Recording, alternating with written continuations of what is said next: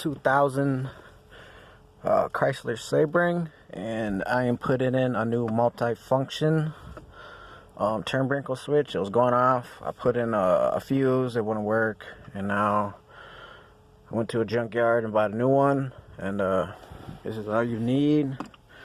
You need a screwdriver. There's 2 bolts under here. There's like one here, then there's one over here, and then there's one here and one there. That's all you need. And this is the old one.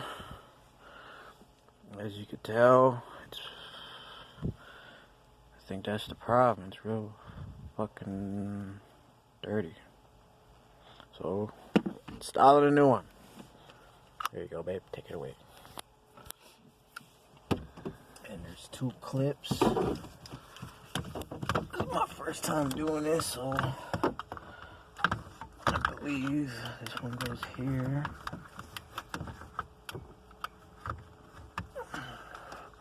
And that blinker's already working, baby. See that? Yeah. Alright. Turn this thing off. Okay, got that working. Where the fuck is this second? I believe it goes right there.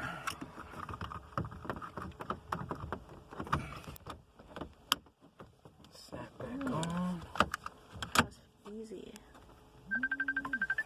Fast. And that's how you do that. And that's how you install a multi-function switch. This is Shaylee's Automotive, signing off. Hello?